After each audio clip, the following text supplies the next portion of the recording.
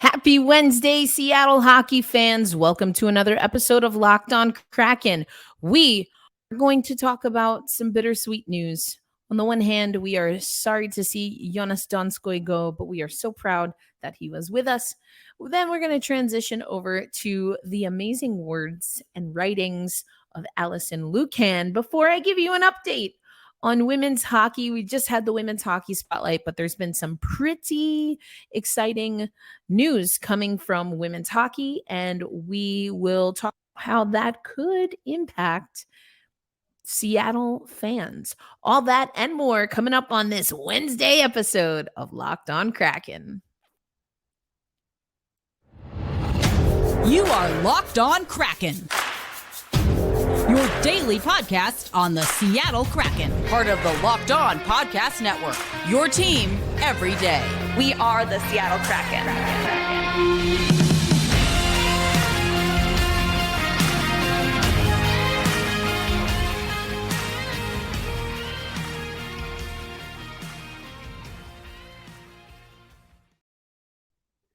Hey to the hey, and what do you say? Seattle hockey fans, welcome to another episode of Locked On Kraken, part of the Locked On Podcast Network, where we bring you your favorite team, the Seattle Kraken, every single day, or at least through the end or the middle of next month, 3 times a week.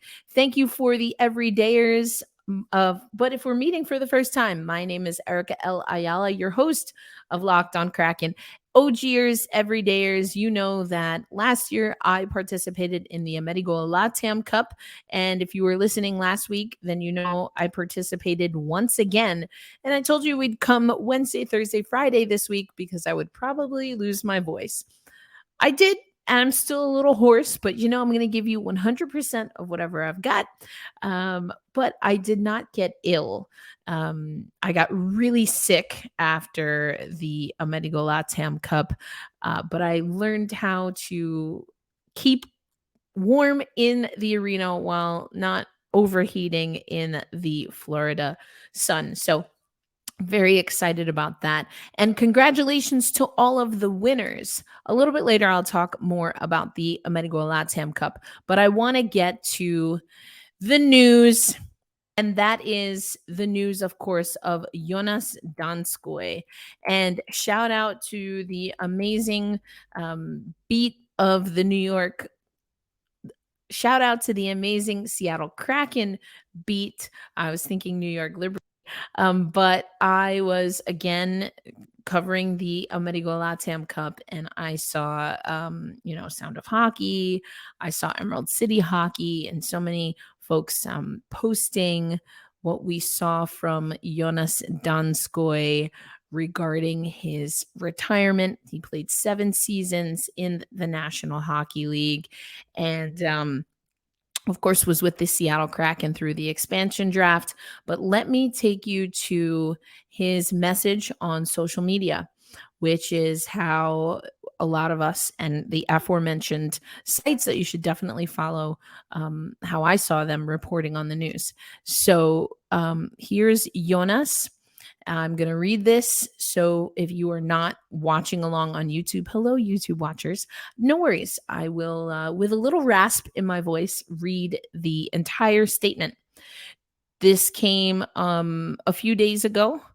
And to everyone who has supported me on and off the ice, after suffering multiple concussions over my career, I've decided to retire from professional hockey. It is extremely hard to let go of something you have put your whole life into. But at this point, I know it's the right decision for my own well-being and future. I got to live my dream of being an NHL player, which I'm extremely blessed and grateful for. I think I was able to reach my own potential, which was always my biggest goal. It would not have been possible without so many people who helped me along the way. Thank you, San Jose Sharks, Colorado Avalanche, and Seattle Kraken. It was an honor to be part of these 3 world-class organizations, cities, and fan bases. To all my teammates, coaches, trainers, doctors, front offices, and fans, thank you for the best years of my life. I met so many great people and lifelong friends on and off the ice. Thank you, Steve, and the whole Bartlett family for representing me throughout my NHL career and for helping me transition into life post hockey. Thank you to my wife, Devin. I don't know where I'd be without you. I've been out of it many times over the past years, and you have stuck by me and supported me every day. I am looking forward to putting our family first now. I love you, Declan and Jay. So bittersweet for sure. You hate that it had to be with concussions. And if we, just take a look at what Joonas was able to do for the Seattle Kraken, I mean, he was effectively out for all of last season. We just, after a while, you kind of stop asking for updates because there really just are no updates. That part of it is really tough for me, especially because, again, OGers and everydayers, that I I'm there's some things that are carryover in men's hockey in particular that I just don't resonate with because I cover the women's game, such as not wearing a full cage or bubble and the fighting. And I've gone on tangents on that before. But another part of it is that there are things that we can do in hockey to prevent some of what Joonas Donskoi has been experiencing. And at the elite level of men's hockey, it's just not happening. But I don't want to make this too much about the NHL. I want this to be about Joonas and his family. The Finnish player was drafted in 2010 by Florida in the 4th round, 99th overall.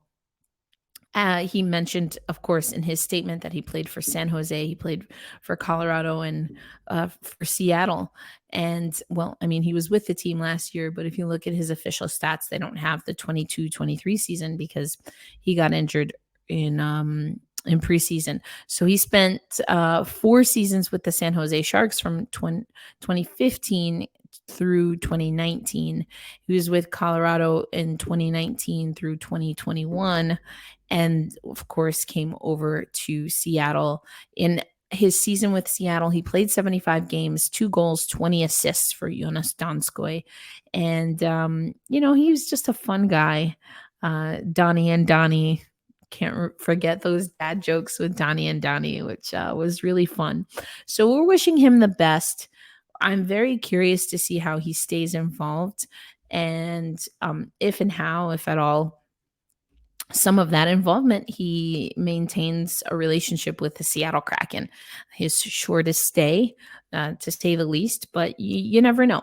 So congratulations to the Donskoi family. We are wishing you the best. We're so grateful for your contributions. And I know last season must have been really difficult for Joonas and, of course, his family. Gosh, I was almost brought to tears, just when he in his statement says, I know I've been out of it a few times over the past few years. So we're wishing you the best of health. Enjoy the best that life has to offer. And thanks for the memories, Joonas. We appreciate you. Whether it was with Seattle, which is, of course, where I would have known Joonas Donskoi, or otherwise. But coming up next on Locked On Kraken, we have been talking a lot about, do we have enough? Did we do enough in free agency, the draft, otherwise, to replace some of the goals that we have lost? And now we have another player officially off of the roster with Joonas Donskoi. So I've been talking about this player. And I saw that Alison Lukan earlier this week, wrote about this player. So we're going to dive a little bit deeper into the depths, if you will, when it comes to Justin Schultz. That's coming up on Locked On Kraken. Today's episode of Locked On Kraken brought to you by FanDuel. Now, you know that it is NFL season right there on the doorstep, and it's time for you to get ready for the National Football League with incredible offers from FanDuel, which of course is America's #1 sportsbook. Right now, new customers can bet $5 and get $200 in bonus bets guaranteed. Plus, all customers who bet $5 will get $100 off NFL Sunday Ticket from YouTube and YouTube TV. Now is the best time to join FanDuel. The app is easy to use and you can bet on everything from spreads to player props and more. So visit fanduel.com/locked on and kick off the NFL season with an offer you won't want to miss. FanDuel, the official partner of the National Football League. Once again, Erica L. Ayala here, coming to you on a Wednesday. Still off-season mode, so we're coming to you 3 times a week. And again, forgive my voice, but I had such a blast calling the Amerigo Latam Cup. And Francisco X Rivera was also there. He is a radio play-by-play for the LA Kings in Espanol, in Spanish, and also has done MLS. He was actually wearing like this massive ring. I wanted to ask him about it, but the schedule was super tight. But it was fun to be in the presence of Francisco X Rivera and also to see some up and coming talent that come from quote unquote non-traditional hockey markets by their birth or their lineage. So Argentina had 2 teams win. There were 6 different divisions, 3 adult divisions and 3 youth divisions. And Argentina won the men's 1 division. They won the U16 division. Brazil won U12 and U14. In the women's bracket, it was Team Caribe, or the Caribbean team. So countries that are in the Caribbean, homage podge of players and representation there. And then in men's division 2, congratulations to Armenia, who they entered the Amerigo Latam Cup tournament for the first time this past season. Again, I want to tell you a little bit more about that and explain maybe why my voice is a little hoarse. We'll do that a little bit later. But right now, I want to take you to the amazing Alison Lukan, who has an article that came up. It was posted on August 28th called Studying Schultz. And again, if you are an everydayer, if you've been listening to the show every day since the beginning of I guess right around this time last season, you know I liked the promise of Justin Schultz. Why do I like Justin Schultz? He is a veteran, and Alison gets to that in her piece. He is a veteran with Stanley Cup experience. Alison also gets to that in his piece. And what else did we know we needed? We needed more puck movement on the defensive side, a puck-moving defenseman. And Alison and I have had many conversations about positionless hockey, and she's getting me. I'm becoming a believer. Slowly but surely, I am a eye test woman set in her ways, but Alison and her data-driven storytelling has won me over a little bit. I'm seeing the vision now. A lot of times when we talk about puck-moving defensemen, we talk about younger puck-moving defensemen. Justin Schultz, I kind of shudder when I have to say this, but, he's on the quote-unquote wrong side of 30 when it comes to hockey. But at 33 years old, 190 pounds, 6'2", he, isn't the biggest guy, but he is effective. And I think that what Justin Schultz was able to do early on in the Seattle Kraken playoff run really stood out to me. In his career playoffs, he's played 81 playoff games, so that alone is extremely exciting for me. Played all 14 of our games. And again, Alison alludes to that. We'll get to that in a little bit. But he had 3 goals, 7 assists, 10 points overall. And a lot of those points were very timely. We talk about, and Dave Haxtell preaches this, making the right play at the right time, making the right save at the right time if you're a goalie. And Justin Schultz was the right guy. He came out the hop ready to score, ready to contribute. And when you have a team that's making the playoffs for the first time as a team, that's why veteran leadership, playoff experience, Stanley Cup winning experience for me is important. I mean, look at what we got from Philip Grubauer. He hit a completely different level that we had not seen in a Seattle Kraken uniform from my vantage point and opinion. Anyway, back to Justin Schultz. Mentioned his 10 points in the 2022-23 playoffs. Career has 42 points, hit that Jackie Robinson number overall. The split there, 10 goals, 32 assists. And for the Seattle Kraken in the 2022-23 season, played 73 games, 7 goals, 27 assists for, 30 points. Here's the thing. I do think Justin can do better than that. And so when we're talking about if the Seattle Kraken have done enough, where are these points going to come from? Our last episode last week, we talked about Andrei Burakovsky. And if the Seattle Kraken maybe are leaning on Burakovsky to boon the offense. And I think the answer is yes, but I don't think that's a bad thing. What could we have gotten from Andrei Burakovsky had he not been hurt? What could we have gotten from Justin Schultz if situations were a little bit different? He had to get acclimated to the defense. He didn't play a full slate. He had an injury bug for a little, as memory serves. So now that he's got another year of not just NHL experience, but experience with the Seattle Kraken, and we've seen that he can take control and manage things for us, especially on the power play, I'm into it. So here's what Alison Lukan had to say.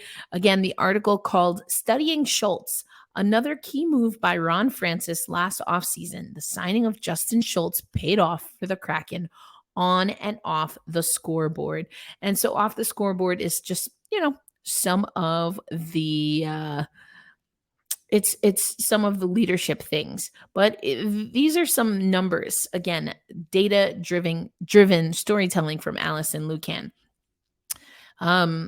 She talks about the passing, puck moving defenseman, and so only Vince Dunn scored more points than Schultz, who tallied again the 7 goals, 27 assists.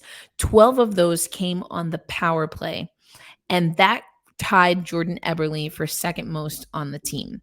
So he's in conversation points-wise, production-wise with Vince Dunn, who we just re-signed, and Jordan Eberle, who, again, I think is in the running, my choice personally, but top 2 for sure.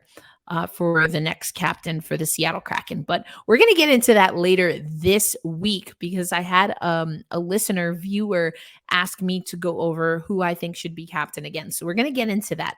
But what I like about what Alison does, again, with her data-driven storytelling is she's talking about that puck movement and says that he completed 71.8% of his passes getting out of the opponent's attack zone, so in the defensive zone.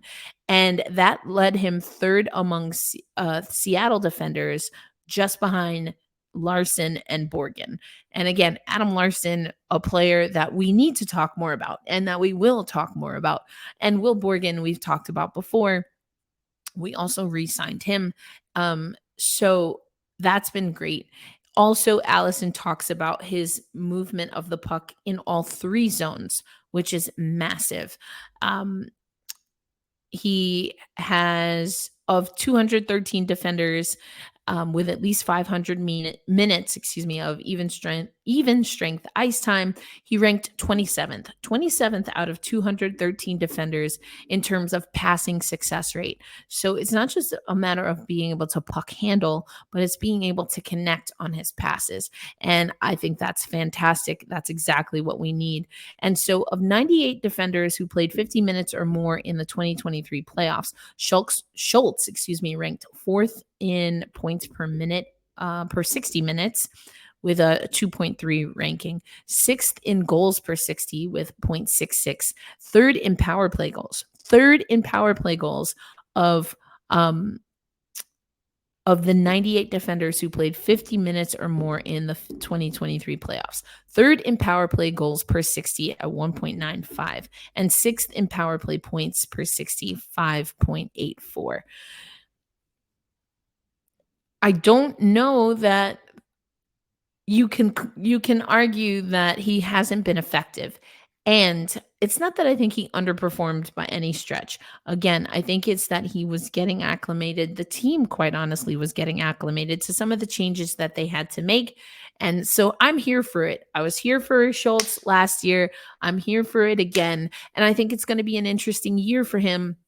I keep saying this is going to be our most competitive training camp. It's an interesting year because he was a 2-year contract. So what is Schultz's future with the Seattle Kraken and in the NHL? I think that the Seattle Kraken are going to be looking to figure that out this year. What do I mean by that? So it's not just his production. It's looking down the pipeline on the defenders that they have coming up. It's looking ahead to free agency and the trade deadline to see who could be available. And I think that Justin Schultz,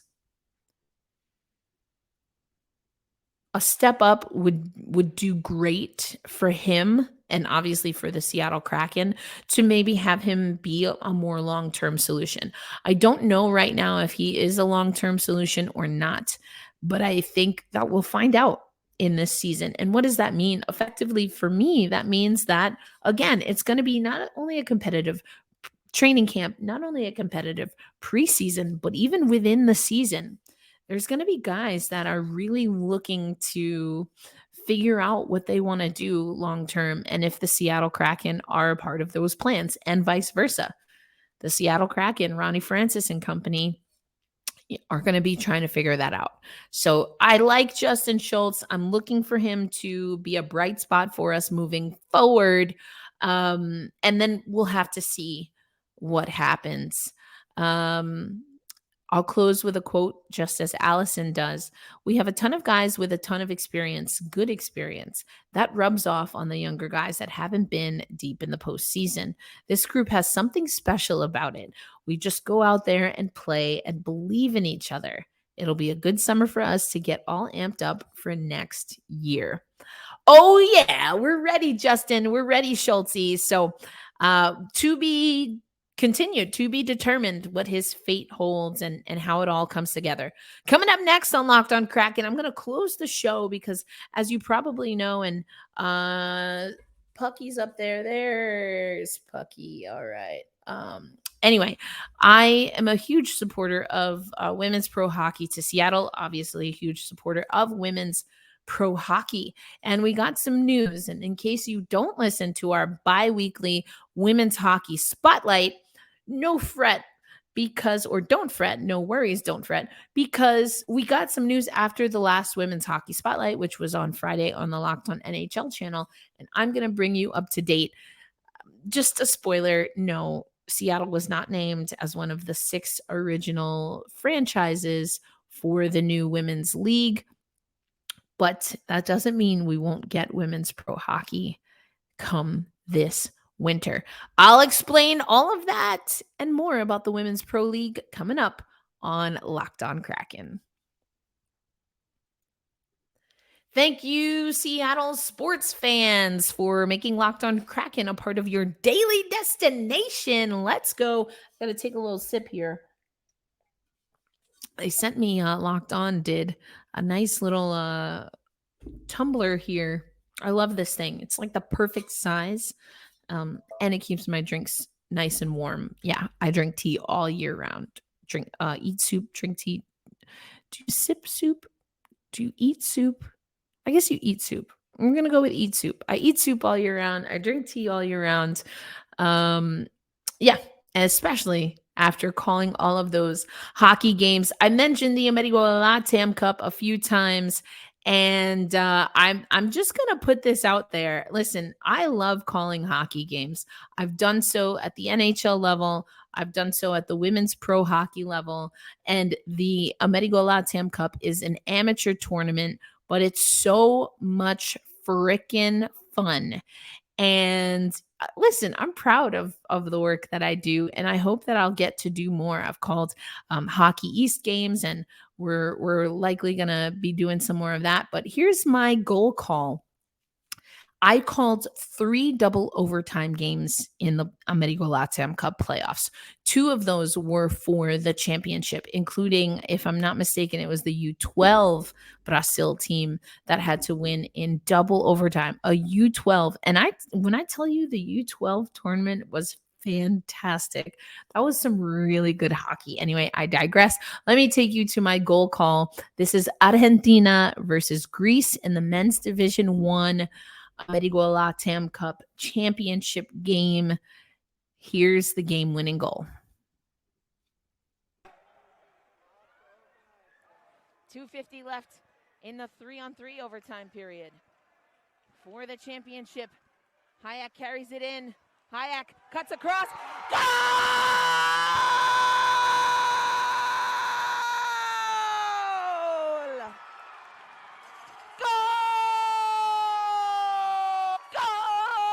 Argentina!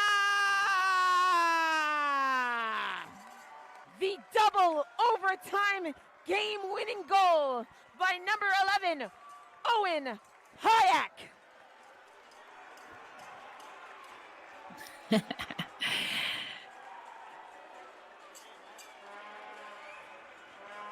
Three to 2, your final score. Argentina over Greece in the men's Division 1 Amerigo Latam Cup final. What a time. What a time. Felicidades. Congratulations to Argentina, the men's Division 1 team, and the U16 team. Brazil, U16, U14, excuse me, or U12 and U14. And then the women's team Caribe and your men's Division 2 champions, and your men's Division 2 champions, Armenia. And if you happen to have a subscription to Flow Hockey, you can rewatch the Amerigo Latam Cup tournament. Some really great talent in that tournament. Some have already made their way through college. Others, are looking to be recruited. So who knows who will be coming through that tournament. But it was a great time. You probably could hear even in that goal call that my voice was certainly going. But if I had to lose my voice doing something that I love and being able to share it with the families, it's a good way to go. Okay, let's talk women's hockey. As promised, listen, now, if you've been listening to my women's hockey coverage on the Founding Four podcast as part of Black Rosie Media, if you've been listening to the bi-weekly women's hockey spotlight, then you know that we've been waiting, maybe not so patiently, but we've been waiting since the acquisition of the Premier Hockey Federation, which is where I was a broadcaster for, 7 of their 8 seasons, and the only broadcaster to hit 100+ games in that league. We play like 20 game seasons, so it took me a while, but I got there.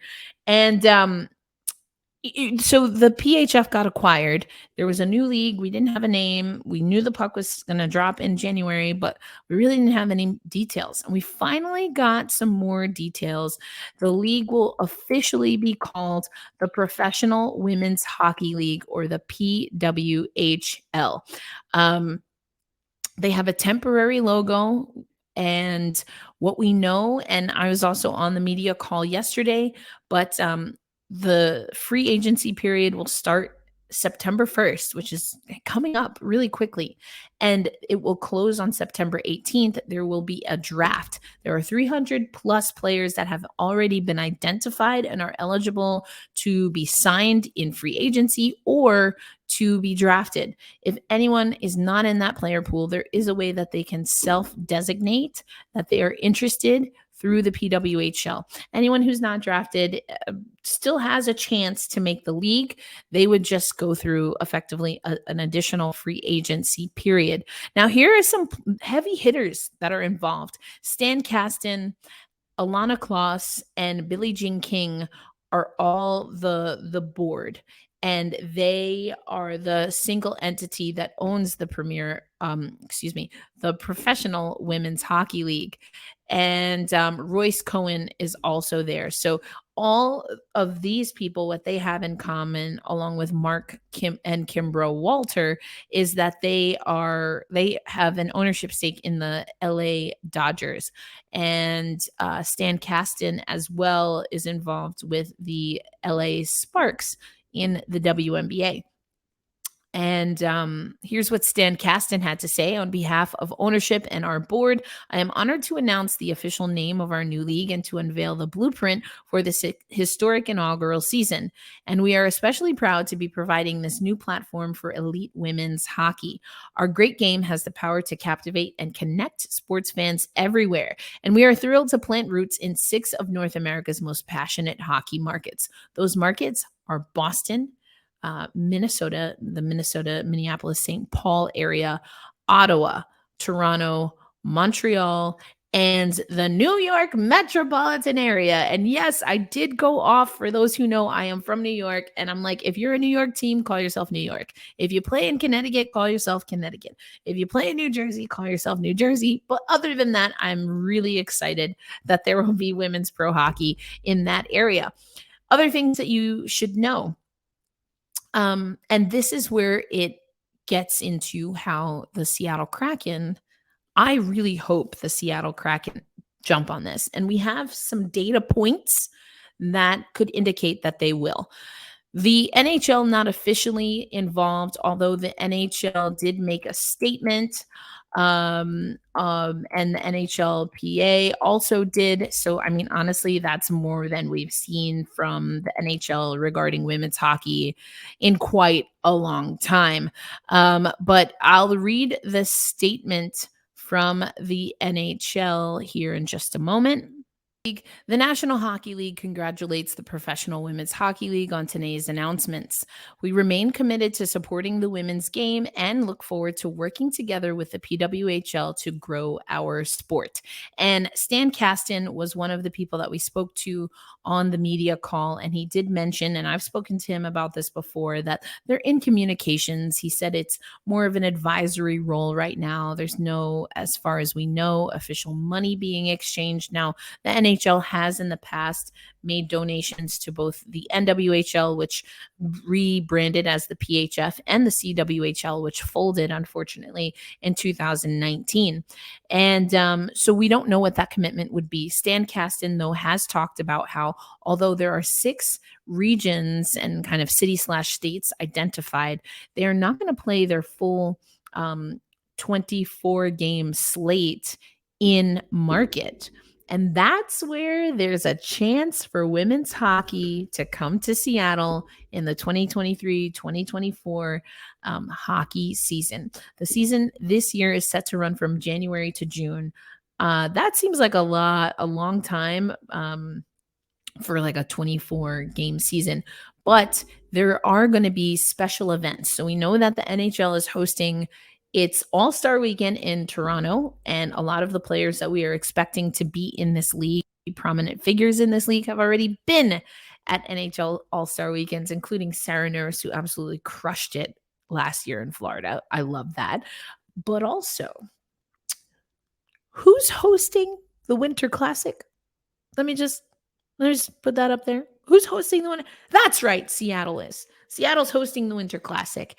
And we haven't seen women's pro hockey in like a exhibition game in the Winter Classic since the unfortunate accident where Dana Lang of the Boston Pride of the NWHL, the National Women's Hockey League, they were playing Les Canadiens de Montreal from the CWHL, and she went into the boards and has been dealing with a spinal injury ever since. So we haven't seen a true 3-on-3 exhibition like during a Winter Classic. We've seen some things at the All-Star game, but I think there's a chance. And why do I really think there's a chance? Not only because I am your liaison from all things Seattle NHL hockey to women's hockey, but also the largest crowd ever for a women's game, exhibition game between USA Hockey and Hockey Canada happened in the Pacific Northwest. It happened at Climate Pledge Arena, and the Seattle Kraken to date are the only NHL team to partner with the Dream Gap Tour, to partner with USA Hockey and Hockey Canada to broadcast a women's hockey game with their broadcasters on their network. It was amazing. I spoke to John Forsland and Alison Lukan about that. We've talked about it before if you're an everydayer and an OGer, and their preparation, their willingness to get it right and to do it right stood out head and shoulders, quite honestly, above some of the elite broadcasting. And when I say elite, I mean elite as in the tournament, Olympics, World Championships. Their broadcast stood out to me as some of the best. I'm talking best 3 games that I have personally heard called at the most elite level of women's hockey. I'm not even kidding you. I will stand on that. World Championships, I guess in 2021 was really good. That's the best tournament that we've had in a really long time. And but that singular game at Climate Pledge Arena, and I was gutted that I couldn't be there. I was calling my own game in the PHF, and although there is a time difference, not enough time for me to get there. But so those are my thoughts. So women's pro hockey to Seattle, and we've seen the account say this. We thought it would be a long stretch for you to get in for year 1. But Stan Kasten and the rest of the board are excited and do plan to expand. They have a 10-year business model, they said. They know they're going to be pouring money into this, and it's all coming from the single entity. So what that looks like, how many games we'll get to see in Seattle before Seattle eventually has their own team, I don't know. But I am very hopeful because women's hockey belongs in Seattle. It's always been a part of Seattle, just like hockey belongs in Seattle and has always been in Seattle. So when that time comes, I don't know if I'll have the opportunity to be a broadcaster in this new league just yet, or in the first season or at all. But I do plan to continue to cut my teeth, whether it's the Amerigo Latam Cup, whether it is Hockey East this year again, or maybe another NHL team, wink, wink, Seattle Kraken, will invite me to call a game here and there on the radio, just like I did for the New Jersey Devils in 2021. I'm telling you, I'm fired up. Hey, Coachella Valley, I'll call a game. I'll call an AHL game too. I am fired up. I am ready to go. I am ready for this new league. I still have a lot of questions. So if you want to know some of those thoughts, or if you want to hear from someone, I just spoke to Kaylee Fratkin Lee. She goes by Kaylee Fratkin, aka Fratty, but she's married, Kaylee Fratkin Lee. And she's from British Columbia originally. So she's got those Pacific Northwest vibes. We didn't talk specifically about that, but I did get to talk to her about what players know, especially players who had their contracts voided from the PHF, what they know about the new league, how she's preparing, what her hopes are, what she's most proud of. So make sure you stay tuned to, I'll be writing up a story for CBS Sports, and I can't wait to get my hockey coverage started for CBS Sports, but also on the Founding Four podcast as part of Black Rosie Media. You'll be able to hear that over there. And maybe I'll sprinkle in some here and there on Locked on Kraken, and of course, bi-weekly on the Women's Hockey Spotlight. Hey, that's going to do it for this episode. Again, we have some really important stuff to talk about. You want more? Who should the captain be? Let's talk about it. I also want to get some other voices. I've mentioned Sound of Hockey. I've mentioned Emerald City Hockey. I mean, Davy Jones locker room. There's just so many, or there's just so much great content, and I'm sure I'm missing people. The Kraken pod, but I hope the 32 crew, shout out to 32 crew as well. I hope we can do some more collaborations. My schedule is going to be looking a little different now that the women's hockey league I've been working in doesn't exist anymore, and the new league won't start till January. Maybe at the Winter Classic. I don't know. Can you tell I'm excited? All right, I'm going to stop. But anyway, let's use our community posts and social media community posts on the YouTube channel. I want to hear more from you. What do you want? And if we can make it work, let's do it. That's our show. Be kind to yourselves and to each other. congratulations on a great career, Joonas Donskoi. We are so thankful. Justin Schultz, let's see what you got for us, and stick around later in the week to get my thoughts on why I want Jordan Eberle to be the next captain, but also why I think there's definitely more than one candidate that can take the reins. Hold fast, stay true, and I'll catch you on the next episode of Locked On Kraken. Peace.